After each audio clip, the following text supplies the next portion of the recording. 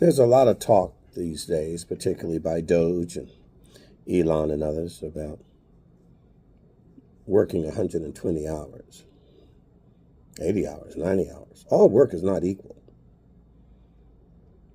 And I doubt that Mr. Musk and many of his DOGE friends go home to make dinner for 4 or 5 kids, 3 kids, maybe not even one.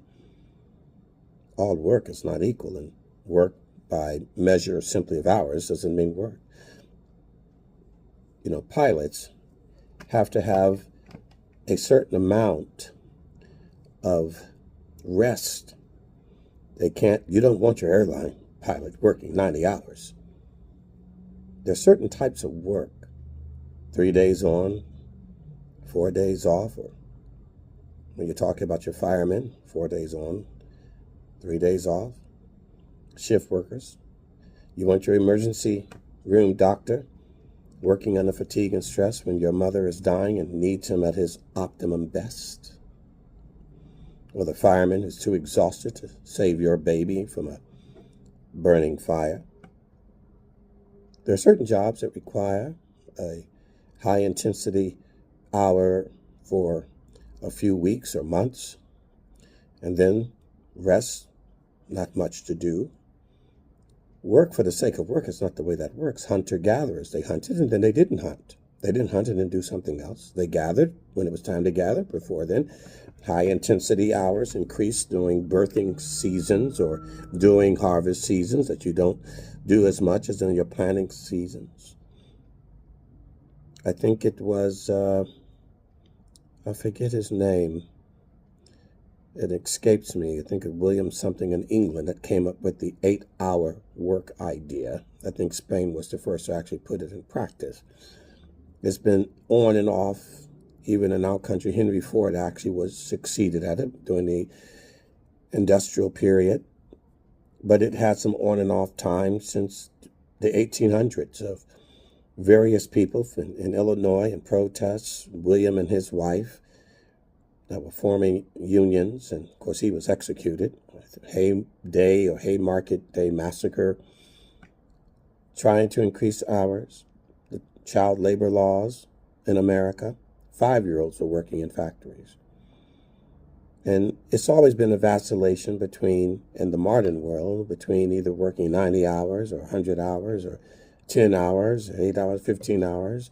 It was a long, long, hard-fought fight of nearly 100 years before it was finally agreed upon to go into the area, I think Ulysses S. Grant, of 8 hours.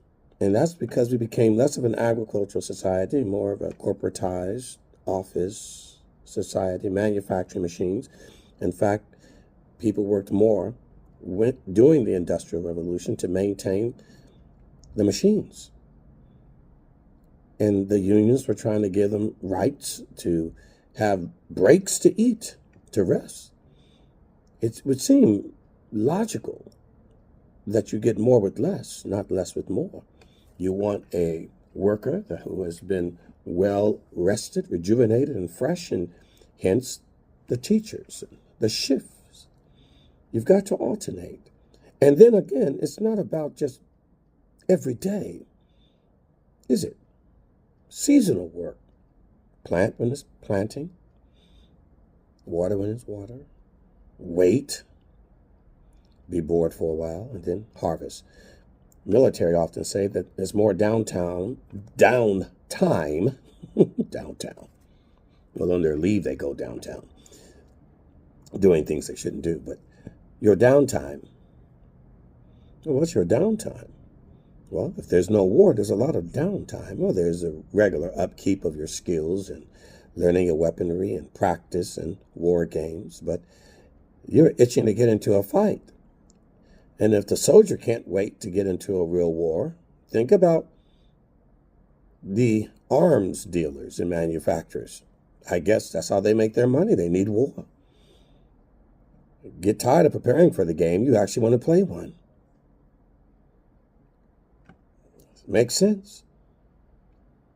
So the reality is, all work is not equal. All work is not the same. And the hours for the sake of hours is not what we're talking about. And many of you who have nothing to do but talk and make your money from talking, I don't think you want to compare yourself to someone who has to get up at 5 o'clock in the morning and work the infrastructure of building a bridge or a skyscraper or a road or a landscaper. People that are physically using their energy. It's a little bit more exhausting, don't you think, than someone who's looks like a jacked up podcaster with muscles bulging out of his shirt because he's been working hard. Really? Really? I mean, a man can talk a lot longer than a man can dig a ditch. Don't compare yourself. Not to mention the emotional stress of dealing with death like a doctor in the emergency room as opposed to a podcaster dealing with callers. And you want to call yourself working. I get that. We'll let you have that pie, that cake, and eat it too. I'd rather the pie than we can smash it in your face.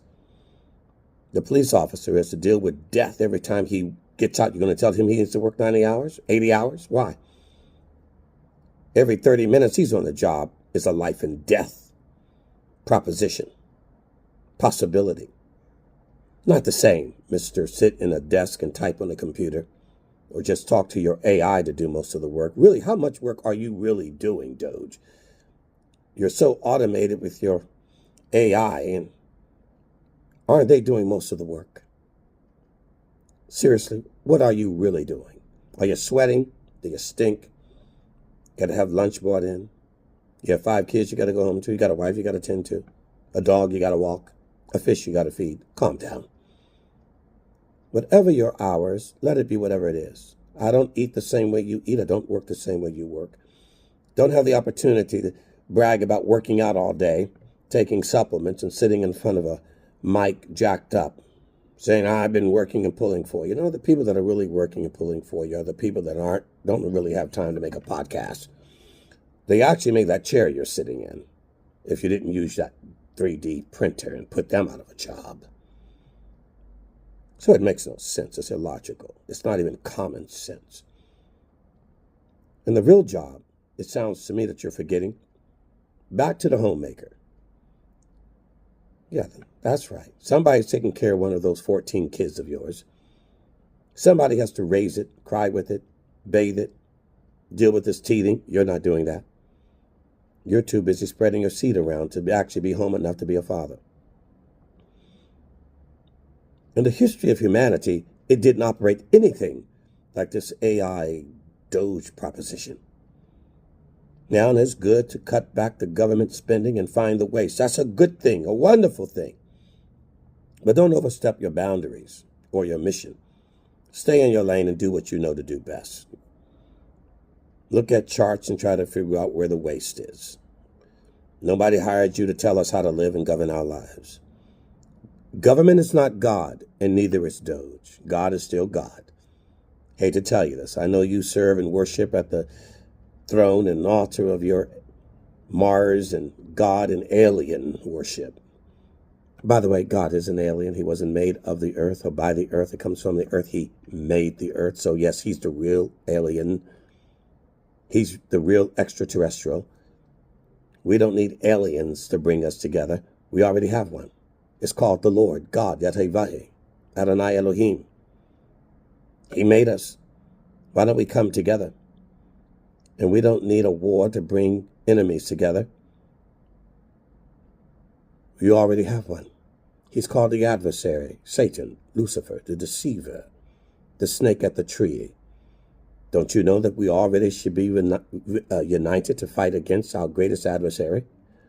The one against all of us, regardless of race, color, creed, or sex, politics, or government ideology, or religion.